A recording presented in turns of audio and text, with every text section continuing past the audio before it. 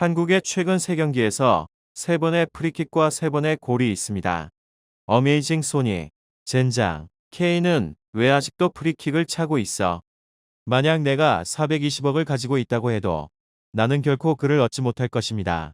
소니가 경기를 잘 하지 못한다고 의심하는 사람들은 다 어디 있습니까? 그건 형사 사건이야. 나는 소니가 싫다.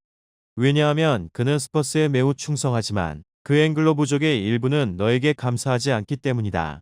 그를 경시한다. 비록 그가 지난 4-5시즌 동안 스퍼스를 다녔지만 제발 다른 곳으로 가주세요. 대형 클럽들은 당신의 서비스를 간절히 원하고 있다. 세계 최고의 프리킥. 콘테는 그를 다음과 같이 사용해야 합니다. 파라과이와 칠레, 그리고 지금이 코스타리카. 케인과 다이어를 넘어 소니가 프리킥을 얻도록 하십시오. 케인에게 이 영상을 보여주세요. 손흥민은 항상 과소평가되어 온 메가크랙 플레이어. 그의 선택과 함께 항상 나타나는 한국의 크랙입니다. 콘테는 손흥민에게 토트넘의 프리킥을 배정해야 합니다. 손흥민의 엄청난 골은 그가 최고의 선수임을 보여줍니다.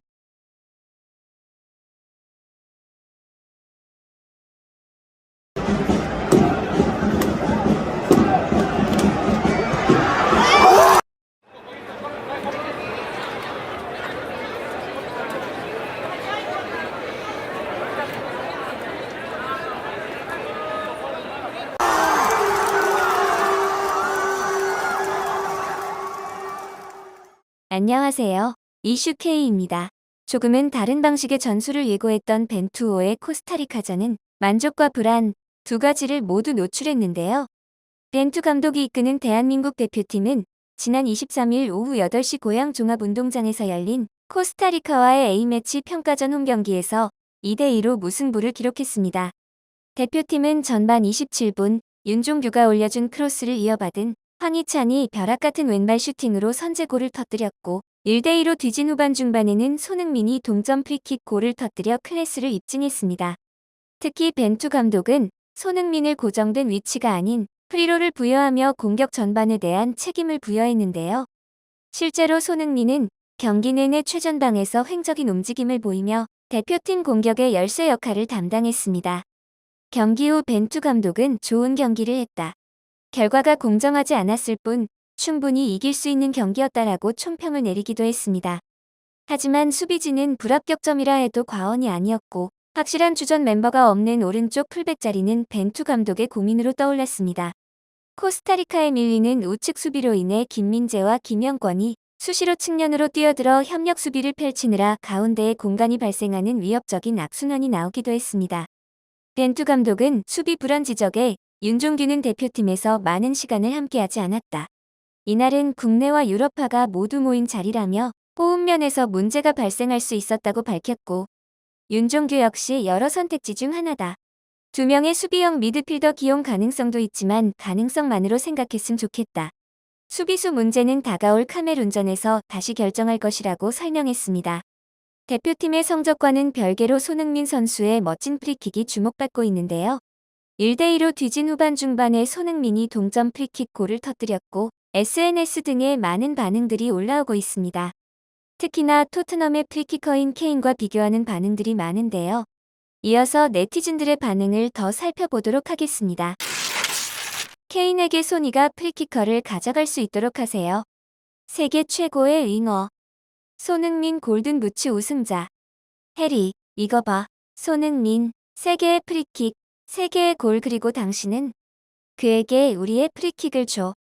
어쨌든 손흥민의 골은 대부분 롱샷이다. 그는 우리의 프리킥을 잡아야 합니다. 케인이 여전히 프리킥을 차고 있는 이유는 무엇입니까? 이제 그는 득점을 멈추지 않을 것입니다. 그에게 프리킥도 주자. 콘테, 소니는 프리킥을 해야 합니다. 다시는 프리킥 근처에서 케인을 보고 싶지 않다. 그를 프리키커로 만들어라. 케인은 신경 쓰지 않을 거야. 토트넘 팬들은 손흥민 선수의 프리킥 실력을 칭찬하며 손흥민 선수가 케인에게 더 이상 프리키커를 양보하지 말아야 한다는 내용이 줄을 이루고 있습니다. 또한 미국과의 친선전에서 승리한 일본도 카타르 월드컵에서 같은 조에 속한 코스타리카의 경기를 주목하였습니다. 특히나 네티즌들의 반응이 인상 깊은데요. 대한민국의 무승부에 대해 여러 가지 반응이 보이며 또한 손흥민 선수의 프리킥을 칭찬하는 댓글들도 보였습니다. 함께 들여다보도록 하겠습니다. 코스타리카는 같은 아시아의 나라로서 일본전을 가장하고 있었겠지만 이런 의지할 수 있는 스트라이커는 일본에는 없고 반대로 수비의 강도는 일본이 압도적이기 때문에 별로 참고가 되지 않는다. 예선 돌파할 수 있다고 하는 것 같지만 코스타리카에 어떻게든 무승부라면 포르투갈, 우루과이를 이길 수는 없어 웃음. 손흥민은 최고의 스트라이커군요. 이 두 팀은 약해.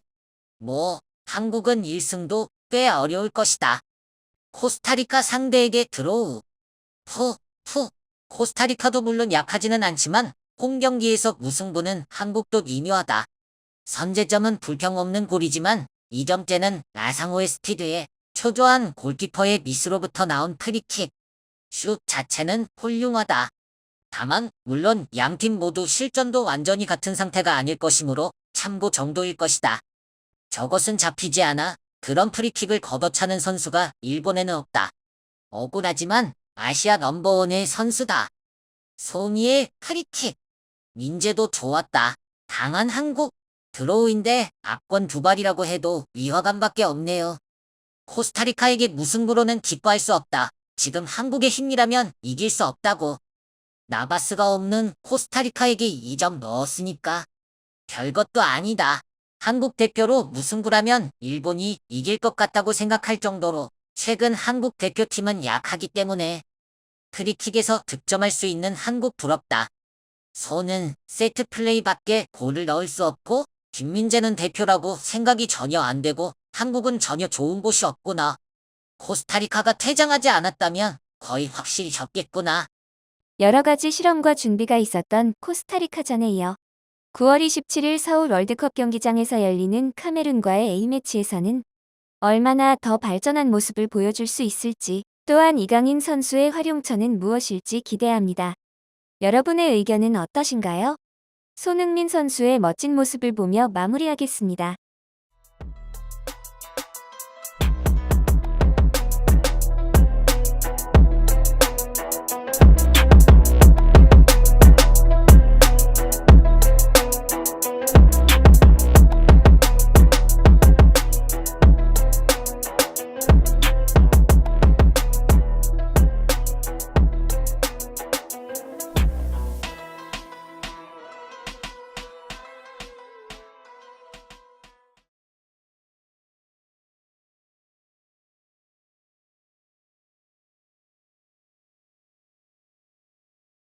오늘도 재밌게 보셨다면 좋아요와 구독 부탁드립니다.